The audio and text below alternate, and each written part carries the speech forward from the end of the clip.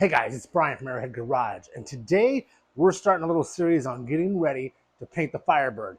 Now, it's not so much the technique on a paint, but it's going to be all the things you need to do to get ready to have the best possible quality paint job you can in a simple two-car garage. So, with that, let's kick the series off first by talking about air compressors and the things you need to do before you start painting so you can avoid some hassles down the road. So with that, I'm going to shut up and get to wrenching on this week's episode of Firebird Friday.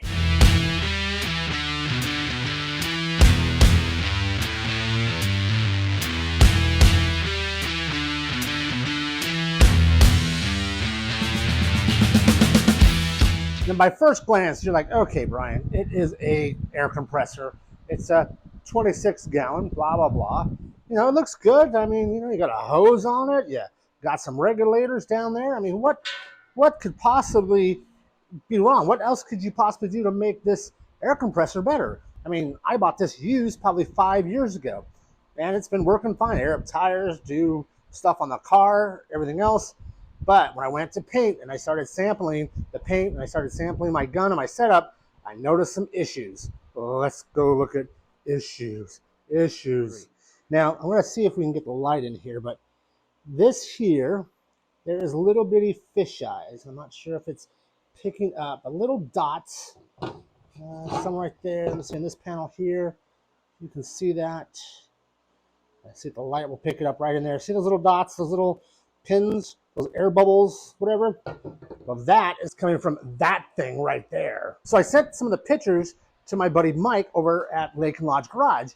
And Mike's like, hey, send me some pictures of your air compressor and your setup, your hoses, your gauges, and your relief valve. So I sent him some pictures. Well, here's the problem. He's like, Brian, when's the last time you release the air pressure? I'm like, oh, I do it every time when I'm done. I come over here and I pull this little thing right here, and it goes, psh, and it goes, nope, the one on the bottom. I'm like, the one on the bottom? Yep. There's a one on the bottom.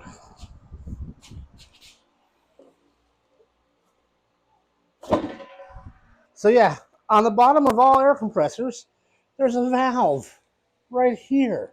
Look at that. This here is your bottom one. And so you have to open this up like that. Now it's open. Stand this back up and let all the water and all the air completely drain out. And Mike said to do it every time I went to paint. So that's going to be like every day I'm going to be doing this. So let's turn this back because I've already done it. I'm going to insert a picture right here to show you what came out of this tank. So then next, Mike goes, well, all that water for the last, who knows, probably since this was made, which the tag says 2014, which is what? Carry the one, divide by two. Crap, that's like 12 years old or something. Has probably never been drained, ever. And all that came out of there, just gross. He's like, look, you might as well just go ahead and get a new hose, replace that thing. And he goes, your regulator here, this one, he goes, get rid of that and put an inline filter one in there with a built-in gauge. So that's what we're going to do. So that's our tips. We're going to drain it, which we've already done. We're going to swap out this regulator for an inline one with a filter, and we're going to replace the hose and see what kind of results we can get. First things first, let's get rid of this hose. Pull that back, out it comes. Junk, garbage. Next, let's replace this regulator. See if we can take this off because we're going to need this, I'm sure.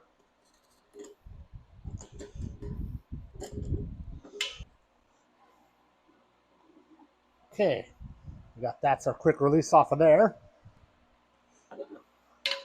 All right, got the regulator off. So here's what we picked up. We picked up a new rubber hose, what we need, the Merlin brand. I think it's on sale right now. And the Merlin, same thing here, the air filter with regulator. We got that. So let's get those put on that over there. All right, next, let's put some thread tape on this before we put it on. Always go in the direction of threads.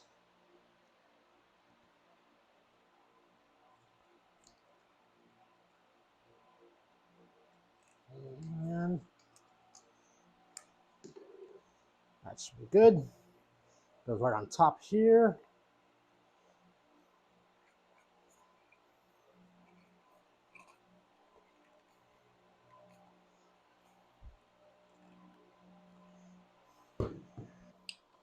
spin this around.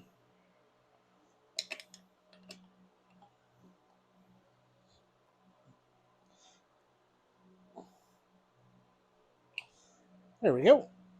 Nice and straight.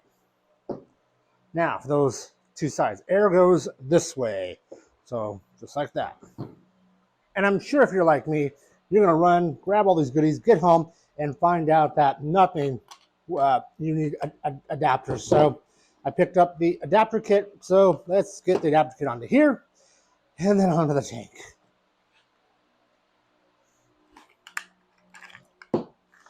Okay, we know going in this way, so the air tank here and the hose is going to be over here because there's a arrow right there that says airflow that way.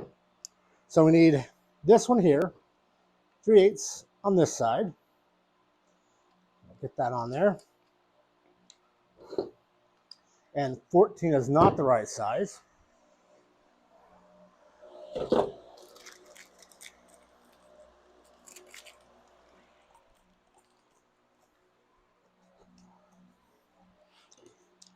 $16 is not the right size.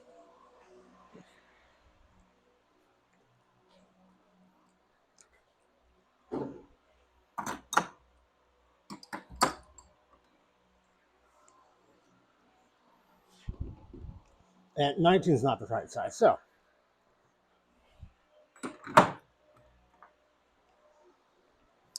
it's a little game we like to play in my house called Pick the Size.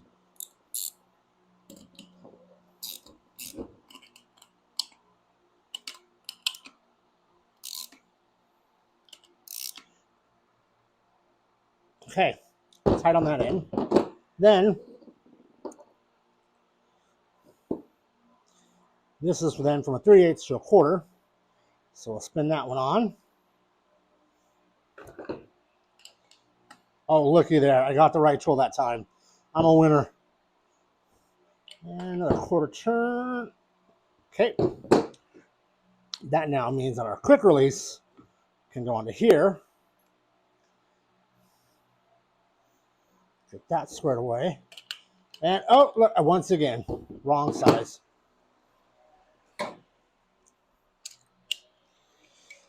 Got a job to do. Just, got to have the right tools.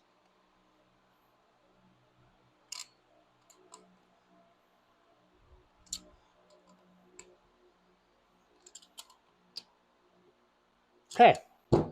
Now, let's go see if we can set this up. So here is our gauge that tells us how much pressure is in there. And it's going to go right there. And then this will go onto here like that. Okay, let's get this on here. All right, now let's got this tightened down.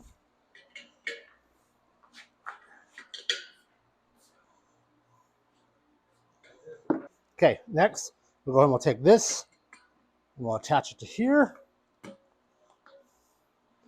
Now, for our hose. Got everything tight. Okay, here's our new hose. Got a 3/8 50 footer. Let's cut these off real quick.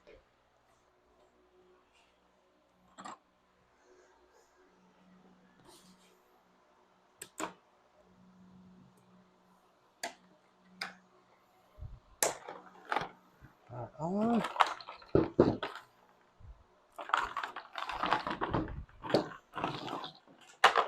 Looks like we have 2 more here.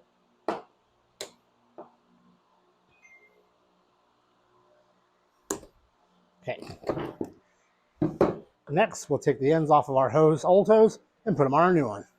Okay, we got our ends off.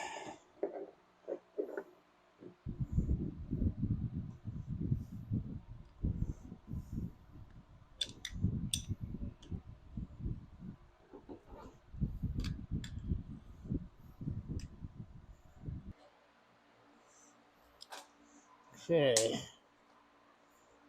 Give it a shot here. Okay, good on there. Let's plug it in. Let's find out what happens. Let's turn it on and let's check for leaks.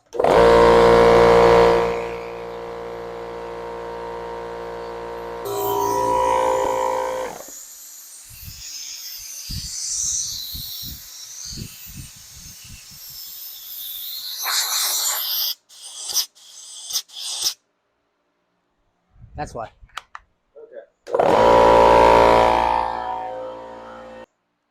Okay, so the third part of this puzzle is the filter at the gun. I don't know if you can tell here, but it's already pink. They come blue. So when they turn pink, that means it's trash. And we only use this gun to paint 2 fenders and some little oddball things. That's how much water was inside the compressor. So let's switch these out. Okay, let's get this open.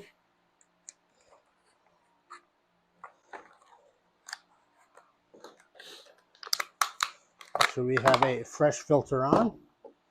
Take it off of this here.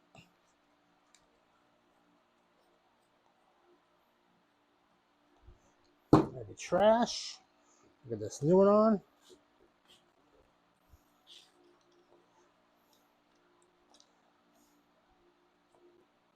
Okay, nice and tight.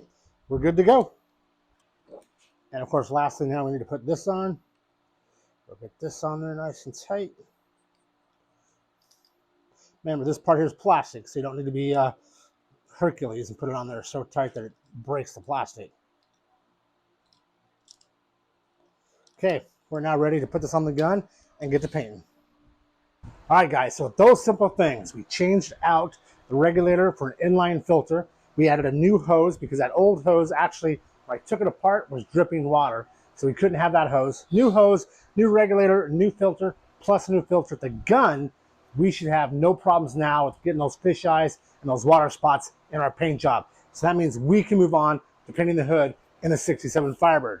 So this is tip number 1 to get prepped and ready to make an awesome DIY paint job in your 2-car garage. Step 1, drain your damn tank every time you go to paint. Make sure you have a filter here in line at the source with a regulator. Make sure you have a filter at the gun. Make sure you have no water in your hose either. As long as you have no water in the system, you'll be good to go, and your paint's going to turn out nice and smooth and slick.